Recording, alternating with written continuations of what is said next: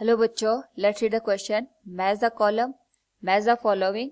In column first, A density of water, B H2O is used as coolant, C heat capacity of a substance is infinite.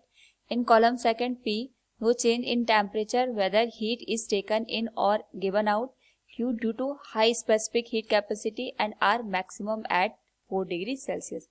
Now to answer this question, first we will discuss here the key concept, and here the key concept will be specific heat and latent heat.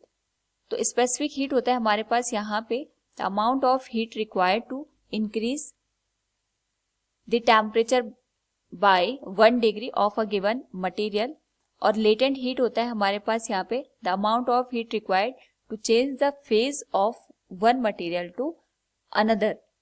Now according to the question अगर हम बात करें यहाँ पे तो column first में एक दे रखा है हमारे पास density of water, and density of water is maximum at 4 degree Celsius. And we know that हमारे पास जो वाटर होता है वो एक तरीके से एनोमलस बिहेवियर को शो करता है, और इसी एनोमलस बिहेवियर की वजह से हमारे पास जो वाटर होता है इसकी जो डेंसिटी होती है ये 4 डिग्री सेल्सियस पे मैक्सिमम होती है. यानी अगर हम डेंसिटी और टेम्परेचर के बीच का ग्राफ ड्रॉ करें तो इस तरीके से हमें यहाँ पे डेंसिटी और टेम्परेचर के बीच का ग्राफ दिखता है.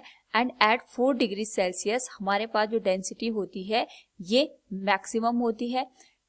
यहाँ पे टेम्परेचर की वैल्यू अगर हम 4 डिग्री से कम कर दें और यहाँ पे या टेम्परेचर को 4 डिग्री से बढ़ा दें, दोनों ही केसेस में जो डेंसिटी की वैल्यू होती है वो डिक्रीज हो जाती है. नाउ यहाँ पे अगर हम इसी कॉन्सेप्ट को देखें तो हमारे पास हम ये कह सकते हैं जो वाटर की डेंसिटी होती है ये मैक्सिमम होती है at 4 degree Celsius. So from the given column A will match with R.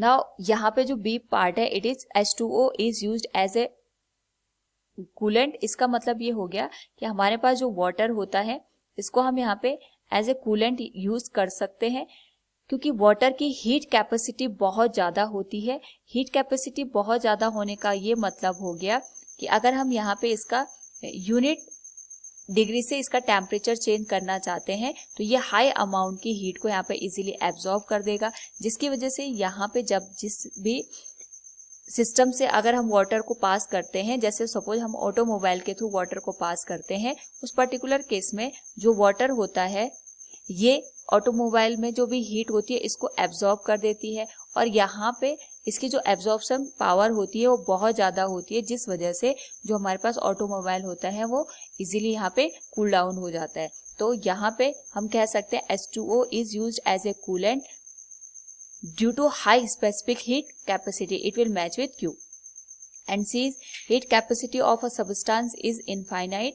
हमारे पास यहाँ पे जब कोई भी मटेरियल अपने फेस को चेंज करता है, चाहे वो सॉलिड से लिक्विड में कन्वर्ट हो रहा हो, लिक्विड से गैसियस में, या सॉलिड से गैसियस फॉर्म में कन्वर्ट हो रहा हो, उस पर्टिकुलर केस में जब कोई भी मटेरियल अपनी स्टेट को चेंज करता है या फेस को चेंज करता है तो वहाँ पे टेम्परेचर में कोई भी चेंजेस हमें देखने को नहीं मिलते. और अगर टेम्परेचर में कोई भी चेंजेस नहीं मिलेंगे इसका मतलब ये होगा कि वहाँ पे जो भी हीट हम उसे देंगे वो केवल इसके फेस को चेंज करने में यूटिलाइज हो जाता है. एंड वी नो दैट हमारे पास जो Q की वैल्यू होती है that is mc into del T.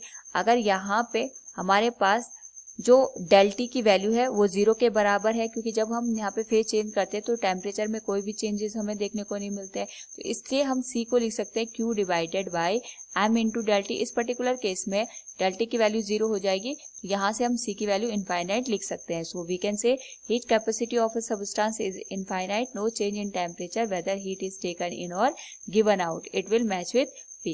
So from the given question we can say here A will match with R, B will match with Q and C will match with P. Option first will be the right answer. Hope all you understood it. Thank you and best of luck.